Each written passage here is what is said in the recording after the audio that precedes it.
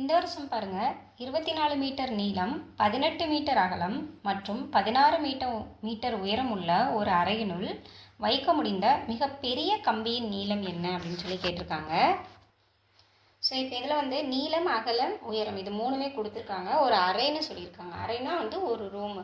So அந்த room பார்த்தோம் அப்படின்னாக்கா கனசதுரம் அந்த ஷேப்பில் தானே இருக்கும் நமக்கு.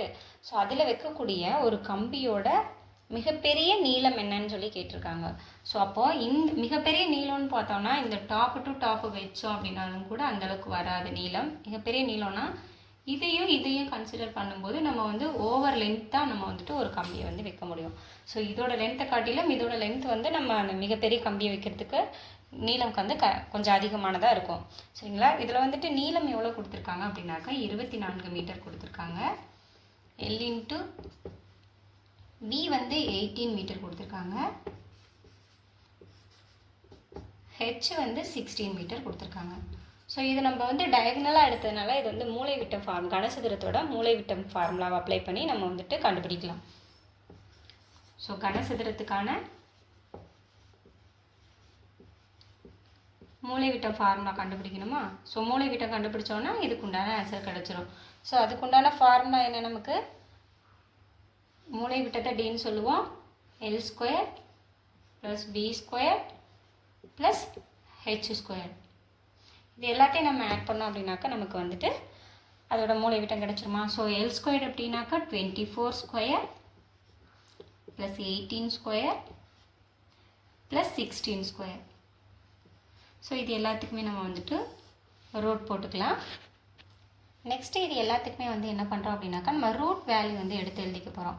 ஸோ 24 ஸ்கொயரோட ரூட் வேல்யூ என்ன அப்படின்னாக்கா 576, 18 ஸ்கொயர் வந்து 324 ப்ளஸ் 16 ஸ்கொயர் வந்து 256. ஸோ இதை போட்டாச்சுங்களா? இதை நம்ம வந்துட்டு ஆட் பண்ணோம் அப்படின்னாக்கா 1156 அப்படின்னு கிடைக்கும். ஸோ இது வந்து நம்ம டக்குன்னு வந்து இவ்வளோ பெரிய நம்பரை ரூட் வேல்யூ எடுக்கணும் அப்படின்றப்ப கொஞ்சம் கஷ்டம்தான். ஸோ இந்த நம்பர் நம்ம ரெண்டாக பிரிச்சுக்கிட்டோம் அப்படின்னாக்கா இந்த நம்பரை பாருங்கள், லாஸ்ட் டிஜிட் வந்து 6ல் முடியுது.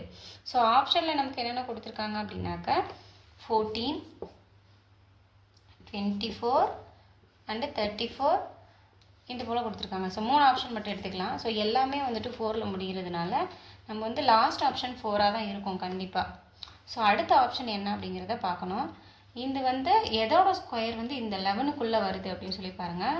2 ஸ்கொயர்டு வந்து 4ன்னு வந்துடும், 3 ஸ்கொயர்டு வந்து 9ன்னு வந்துடும், 4 ஸ்கொயர் வந்து 16ன்னு வந்துடும். இப்போ 4 ஸ்கொயர் எடுத்தோம் அப்படின்னாக்கா 16 வந்து 11 தாண்டிடும். அப்போது 3 ஸ்கொயர் எடுத்தோன்னா நமக்கு 11க்கு உள்ளே இருக்கும். ஸோ அப்போ நம்ம வந்துட்டு 3 வந்து எடுத்துக்கலாம். ஸோ 1156ஓட ஸ்கொயர் ரூட் வேல்யூ என்ன அப்படின்னாக்கா 34. ஸோ இதுதான் நம்மளுடைய ஆன்சர். ஸோ மூலைவிட்டம் D வந்து என்னங்க 34. ஸோ ஆப்ஷன் வந்து AB, இது வந்து Cன்னு வச்சுக்கிட்டாலும் ஆப்ஷன் D C வந்து 34 தான் இதோடைய ஆன்சர். இந்த வீடியோ உங்களுக்கு பிடிச்சிருந்ததுன்னா என்னோட சேனல் சப்ஸ்கிரைப் பண்ணுங்கள். நெக்ஸ்ட் வீடியோவில் மீட் பண்ணலாம். பாய்.